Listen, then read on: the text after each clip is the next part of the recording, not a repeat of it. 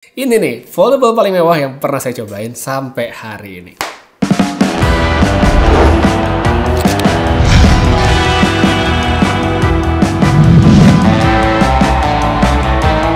Ini dia, satu device yang bisa dibilang barang kejutan, Vivo X Fold 3 Pro. Saya jujur sebenarnya nggak expect bahwa Vivo bakal ngebawa handphone ini untuk resmi hadir di Indonesia.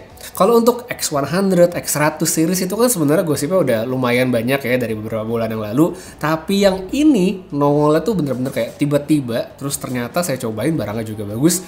Dan sama sekali nggak bisa dikatakan sebagai sebuah produk yang hadir buat ngeramein doang. Enggak, ini bener-bener produk yang serius dan menurut saya oke banget. Untuk yang nonton video ini, mungkin sebagian udah lihat ya, waktu itu saya sempat unboxing beberapa hari yang lalu. Nah itu sebenarnya saya rekam sekitar 2 mingguan ya, jadi udah lumayan lama. So walaupun reviewnya kayak cepet banget kan, kemana baru unboxing, sekarang udah review. Tapi tenang, sebenarnya udah 14 hari lebih saya menggunakan foldable Vivo ini sebagai daily driver. Jadi singkat kata atau sedikit spoiler sebelum saya mulai bahasannya, ini adalah foldable favorit saya sampai hari ini. Seperti saat di unboxing, saya kan sempat bilang di situ saya terkesan banget sama desain keseluruhan Vivo X Fold 3 Pro. Desainnya tuh elegan, kelihatan premium banget, build quality-nya juga mantep ya, solid, dapet semua. Buat yang pengen tahan air, tenang aja, di sini juga udah bisa. Tapi yang saya paling suka dari HP ini tuh adalah tipisnya. Ini adalah foldable yang asli tipis banget, dilipat aja masih berasa tipis, apalagi pas dibuka. Nggak main-main tipisnya, bener-bener harus pegang sendiri experience bahwa ini tuh berasa bener-bener mewah. HP ini juga berasa solid, termasuk di bagian hinge-nya tadi ya, alias engselnya, lipatannya bagus banget. Tapi tipis-tipis begini, si Vivo itu bisa ngasih tombol sama port yang komplit. Ya, kita bisa lihat ada tombol power sama volume, ada silent slider juga, bahkan dia punya dual speaker, ada infrared buat jadi remote, pokoknya ada semua. Dari segi bentuk, Vivo X Fold 3 Pro dia tuh sebenarnya mengambil jalan desain yang kelihatan lebih ramping saat dilipat ya. Jadi kelihatan agak memanjang, namun tetap dalam taraf yang cukup proporsional. Nah, yang menariknya lagi adalah layar di bagian depan atau cover screen-nya ini, dia tuh di kaca pinggirannya itu melengkung, jadi benar-benar kelihatan premium. Specs dari layar sendiri juga bagus, so untuk visual udah mantap. Dan yang menariknya lagi, dia tuh pakai in-display fingerprint. Jadi kan kebanyakan foldable yang pernah saya coba masih pakai fingerprint di samping gitu ya. Nah ini udah dipasangin in-display fingerprint di bagian cover screen. Di sisi sebaliknya kita bisa lihat sini ada modul kamera yang berbentuk lingkaran dengan ukuran yang cukup besar ditaruh di tengah. Untuk konfigurasi kamera yang dibawa, sebenarnya desain seperti ini menurut saya ya bisa dimaklumi karena emang perangkatnya kan didesain tipis tapi kameranya dikasih yang canggih specsnya, makanya yaitu dia ada sedikit bump ya untuk nampung semua teknologinya. Emang kalau dari segi spesifikasi dia tuh tidak se-advance kayak X100 Pro ya, tapi untuk sebuah handphone lipat ini udah bagus banget. Nah untuk hasil sama pembahasan ntar ya kita bahas di belakang aja, tapi kalau pengen buru-buru ya langsung aja cek di timestamp yang ada di deskripsi. Masih ngomongin soal desain, meskipun bagi sebagian orang bentuk lingkaran seperti ini tuh jadinya kelihatan premium, tapi tetap tidak bisa dipungkiri nggak sedikit juga orang yang saya tahu gitu ngerasa kurang cocok. Ada yang bilang dia tuh kebesaran, ada yang bilang jadi kayak terlalu intimidatif ya, dan lain sebagainya. Kalau saya sih sebenarnya oke-oke aja, tapi tetap ada beberapa poin yang menurut saya layak jadi perhatian. Yang pertama itu adalah ketika handphonenya diletakkan di meja. Udah pasti dengan tonjolan yang besar seperti ini dan tebal pastinya HP-nya bakal miring. Pas model lipat setengah juga begitu ya, jadi harus dengan posisi cover screen kita tuh ada di bawah sebagai base-nya, bukan sebaliknya. Karena kalau sebaliknya bisa dilihat seperti sekarang. Habis itu, yang kedua adalah saat kita pegang di tangan. Kalau dalam mode portrait begini kan sebenarnya nggak ada masalah ya. Cuma kalau saat layarnya saya lagi buka gitu megangnya seperti yang saya tunjukin sekarang, kamera itu nggak jarang kesentuh sama jari-jari dan akhirnya jadi kotor. Kalau ditanya kenapa bang nggak dipakai sisi sebaliknya aja, pegang aja di bagian cover screen-nya. Emang sebenarnya bisa-bisa aja gitu, bisa. Cuma perlu diketahui juga kan kalau di sisi sebelah sini itu ada dual speaker, yang mana kalau tangan saya megang situ, audionya kemungkinan jadinya kehalangan dan nggak maksimal. Jadi, kalau dari saya solusinya tetap ya kalau misalnya mau apa main game atau nonton pakai TWS aja gitu, pakai TWS yang bagus karena kan handphone udah premium gitu ya. Dan untungnya di sini Vivo udah pakai Snapdragon ya untuk chipsetnya. Jadi di sini dia bisa pakai kodeknya Qualcomm aptX, dan soal latency menurut saya sudah cukup minimal. Jadi misal buat dipakai main game yang casual udah bisa banget. Lanjut, sekarang kita pindah ke bagian dalam. Ini dia layar utama dari Vivo X Fold 3 Pro. Ukurannya besar, specs di atas kertasnya mantep banget. Mulai dari resolusi tinggi, refresh rate adaptif 120Hz, ada HDR10+, Dolby Vision, AMOLED LTPO, P3 Color Gamut. Pokoknya yang bisa kita bilang sebagai specs high-end sebuah layar handphone itu dikumpulin semua sama Vivo di handphone ini. Selain itu, yang gak kalah menariknya juga, di handphone ini kan udah sempat saya bahas di video unboxing kemarin adalah di layar dalam itu dia juga punya in-display fingerprint. Ini bagus banget. Jadi kalau misalnya kita mau pakai handphonenya dalam layar besar seperti ini, ya nggak perlu kunci pakai pattern atau apa, ada sensor stickernya. Mantep banget. Tapi ya tetap, kalau kita ngomongin namanya handphone foldable, handphone lipat, hal yang kemungkinan besar pingin langsung ditanya sebagian orang adalah gimana untuk kris atau lipatannya. Jadi kalau untuk hal yang satu ini, dalam kondisi layar yang mati, di bagian tengah layar tuh memang bisa kita lihat ada tekstur-tekstur dari hasil lipatannya. Diraba emang juga berasa ya, tapi emang tipis dan mana ini sudah bagus kalau menurut saya. Emang dia tuh nggak bener-bener yang bebas dari kris, bebas dari lipatan, tapi kalau misalnya mau kita bandingkan dengan komputer seperti Galaxy Z Fold 5 gitu ya, ini sih menurut saya juga udah lebih bagus. Habis itu kalau misalnya layarnya udah kita nyalain, udah sih sebenarnya nggak kelihatan dan nggak ganggu sama sekali. Kemudian yang perlu dibahas juga adalah kehadiran punch hole kamera yang ada di pojokan, yang mana menurut saya ini sama sekali nggak masalah, karena toh ya satu, dia posisinya ada di pojokan, dan ini bisa bikin kamera bener-bener bagus gitu, prima secara kualitas, dan jadinya bisa dipakai entah buat apa, video call, atau bisa juga buat apa, buat ya foto rame-rame, itu juga bisa tuh kayak gitu. Jadi secara penggunaan menurut saya kamera yang dalam udah oke. So, secara umum, untuk layarnya, kombinasi yang ada itu membuat layar dari handphone ini sukses manjain mata dengan visualnya. Nonton film udah pasti nyaman banget. Browsing, baca-baca, multitaskingnya bagus. Main game menurut saya juga enak, nggak ada masalah dari visual, dari sensitivitas, semuanya jalan. Seperti biasa, kalau buat saya tetap foldable yang bagus itu adalah sebuah handphone yang bisa mereplikasi fungsi dari sebuah tablet mini. Dan handphone ini, smartphone ini, si Vivo X Fold 3 Pro, menurut saya udah lebih dari memuaskan. Untuk performa dari perangkatnya sendiri, ini pun juga udah sangat mendukung ya, karena dia kan tadi saya udah sempat bahas, dia pakai Snapdragon, tepatnya Snapdragon 8 Gen 3 yang memang sudah terbukti sebagai chipset flagship, didukung dengan RAM yang besar juga, lancar banget untuk pemakaian macam-macam selayaknya ya handphone flagship dengan Snapdragon 8 Gen 3. Pokoknya enak buat multitasking, lancar, content creation juga ya nggak ada masalah, dan tentunya balik lagi main game ya. Kalau saya main game kayak udah harus gitu, handphone bisa main game yang enak, menurut saya udah cakep. Enak-enak aja, apalagi dengan layar yang lebih besar seperti ini. Simple test buat game yang biasa saya mainkan aja, kayak misalnya apa Mobile Legends, oke, walaupun setting 120 fps-nya itu belum kebuka, tapi 90 fps-nya lancar dan stabil banget. Main Honkai Star Rail setting tertinggi bisa, device mungkin bakal sedikit anget, tapi masih dalam taraf yang sangat wajar. Tapi yang ultimate sekarang kan tidak lain kita main apa Wuthering Waves ya, setting tinggi bisa. Emang kalau kita lihat di analisa grafiknya tuh naik turun, tapi menurut saya oke, masih bisa banget. Jadi sekalipun mungkin yang beli handphone ini nanti kedepannya tidak menjadikan gaming sebagai prioritas atau mungkin bahkan tidak main game, tapi tetap tes tersebut menunjukkan bahwa kapabilitas dari handphone ini udah oke banget. Jadi kalau dikasih gaming berat aja bisa, mestinya buat yang lain nggak ada masalah. Akan tapi meskipun dari segi performa tadi udah kenceng banget, kita udah dapat yang bagus, hampir semuanya checklist, ada poin yang menurut saya masih bisa ditingkatkan kembali sama Vivo di kedepannya, gak lain dan gak bukan software. Klasik kelihatannya mungkin no big deal ya, tapi kalau bisa dibikin lebih rapi dan lebih mudah, itu menurut saya akan sangat bagus bagi user experience. Poinnya sebenarnya lebih ke soal settingan dari handphonenya aja sih, yang mana kebanyakan yang penting-penting itu harus diaktifkan sendiri sama user, padahal sebenarnya balik lagi kalau menurut saya itu adalah fitur-fitur bare minimum untuk sebuah handphone foldable. Hal seperti ini sebenarnya udah sempat saya singgung di video unboxing kemarin. Waktu itu yang saya omongin adalah soal tombol navigasi ya. Mungkin yang pakai gesture nggak akan bermasalah, tapi buat saya yang lebih suka pakai tombol, yaitu adalah poin-poin yang perlu diperhatikan. Jadi secara pertama kali nyala pas di layar besar, ya, posisi tombolnya itu ada di tengah. Nah ini kalau menurut saya start yang kurang oke, karena ngasih kesan UI dari HP-nya tuh kayak HP biasa aja yang digedein. Untungnya emang ada settingnya dan bisa dipindah-pindah. Habis itu ada setting buat taskbar. Ini juga penting karena waktu pertama kali saya nyalain, saya bingung kok nggak ada taskbarnya gitu. Udah terlalu terbiasa dengan taskbar di handphone foldable. Sempat nggak ada, saya bingung. Ternyata di setting ada. Karena ini menurut saya perlu banget ya buat handphone seperti ini, layar besar memudahkan sekali bagi kita buat multitasking. Itu penting banget. Satu lagi setting yang menurut saya cukup penting dan nggak aktif dari sononya adalah di bagian kamera, tepatnya untuk palm gesture. Jadi kalau misalnya kita selfie pakai cover screen kan biasanya untuk nge-trigger kamera kita pakai tangan ya, seperti ini. Nah itu kan nggak nyala dari sananya.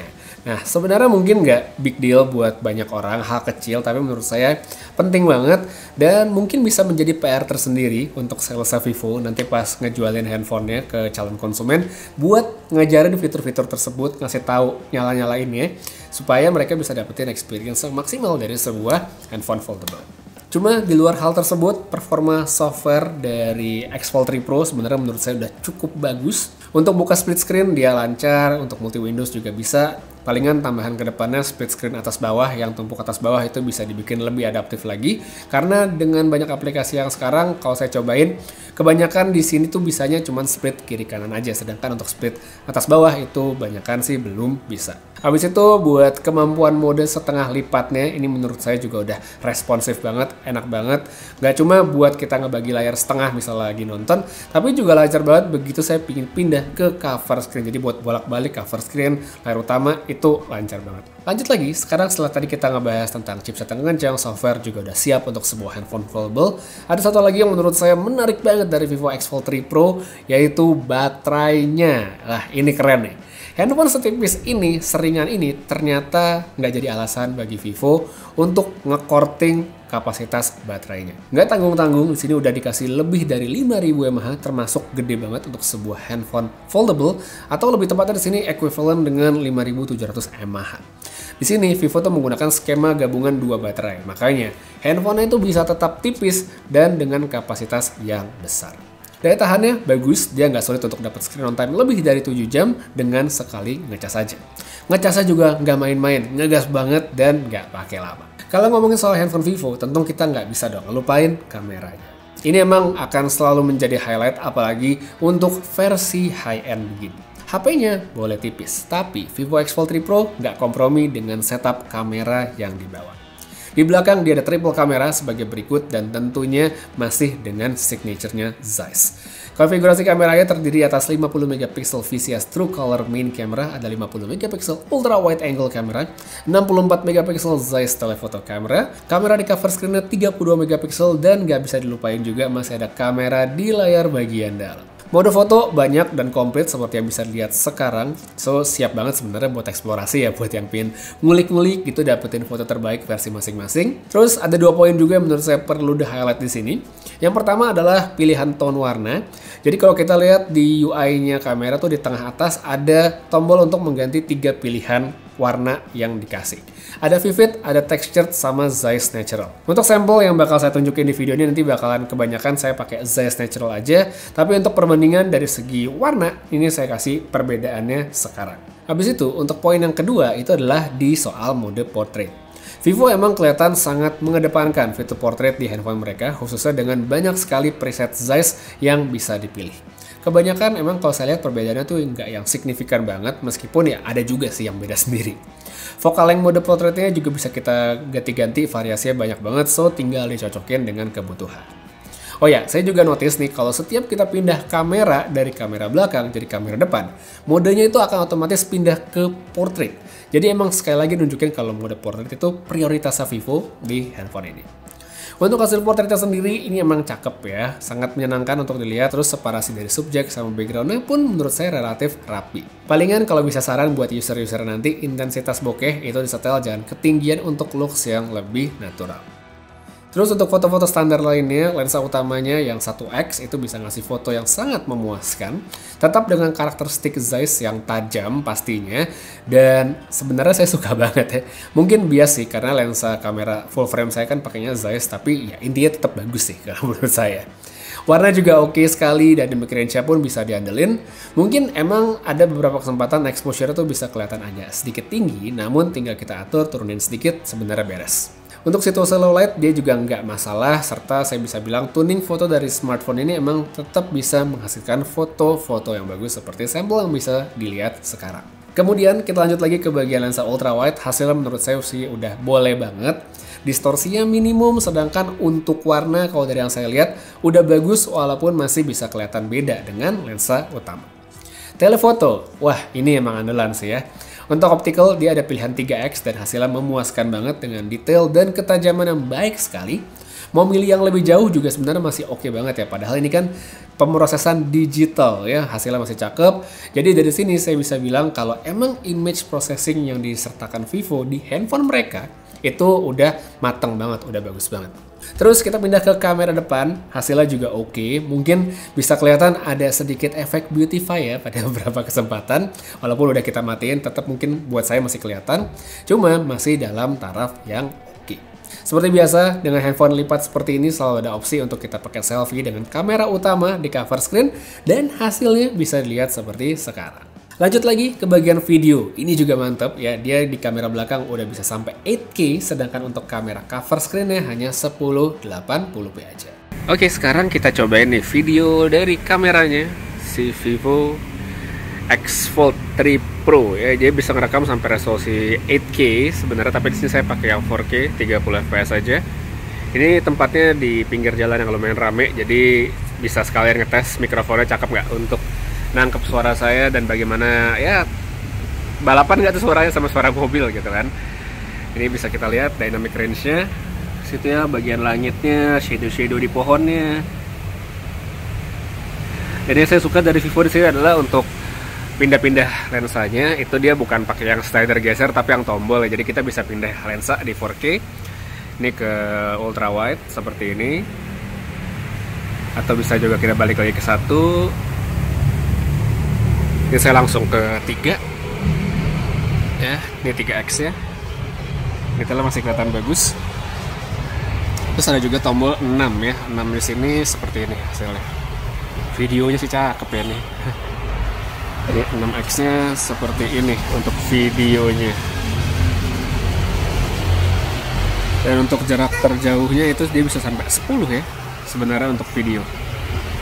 Ini 10x video dari Vivo X Fold 3 Pro ya, lumayan banget tuh. Kita balikin lagi ini 0,6, nah di sini.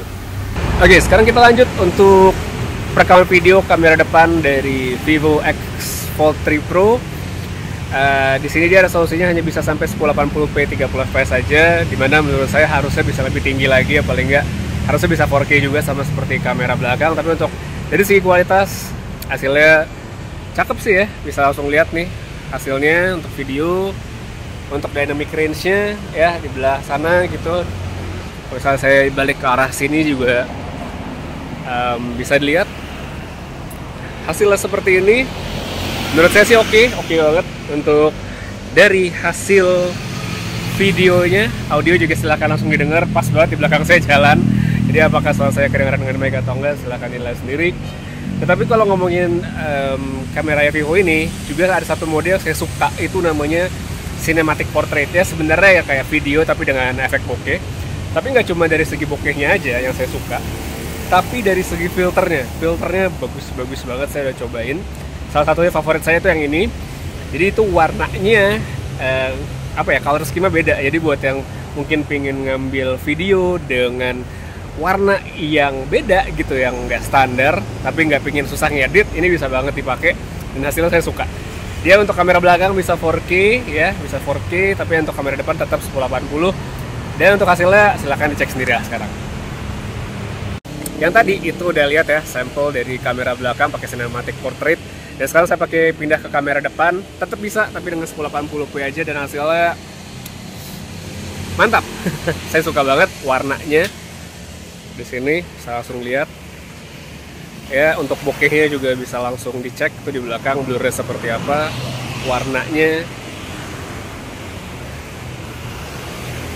sip banget. Jadi buat ngevlog atau bikin video-video yang ala-ala gitu, yang pingin dengan lebih artistik gitu, ini bisa banget. Oke, kayak cukup udah ngoceh-ngoceh. Sekarang kita pindah ke kamera belakang lagi tapi untuk kondisi low light-nya juga ya.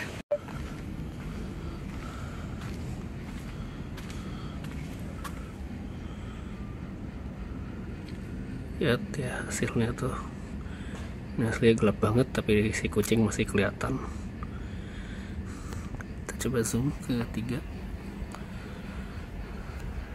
Kita balik ke 1. Nah, tuh terang banget. Jadi ini dia kalau untuk kamera depan dalam kondisi yang low light banget nih, saya ketembak lampu makanya terang. Jadi kalau untuk kamera depan yang cover screen itu kalau dalam low light luar ruangan seperti ini sih, kalau gelap banget tidak disarankan, bukan? Tapi kalau mau sebenarnya kita bisa bereksperimen dengan menggunakan kamera utama. Jadi mode handphonenya di flip, dibuka gitu lah ya.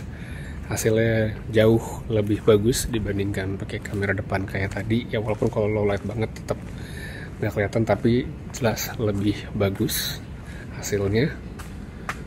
Masih kelihatan lah ya muka saya gitu. Jadi kalau dalam kondisi low light mau bikin video disaranin pakai kamera utama aja ya. Mumpung handphone udah fold seperti ini, emang bisa ada mode dibuka gitu, memungkinkan kita pakai kamera utama, dipakai aja. Kesimpulannya ya, saya bisa bilang sebelum lanjut ya, selamat datang kembali, welcome back Vivo Indonesia di ranah handphone flagship di Indonesia. Gak cuma X100 Pro yang nanti bakal saya review juga belakangan, tapi X Fold 3 Pro ini bikin standar tinggi banget buat sebuah handphone foldable, khususnya yang sudah hadir di Indonesia. Kelebihannya banyak, kekurangannya menurut saya nggak seberapa, dan lebih ke soal optimasi dari softwarenya aja untuk benar-benar bikin user bisa maksimal sebagai sebuah handphone foldable.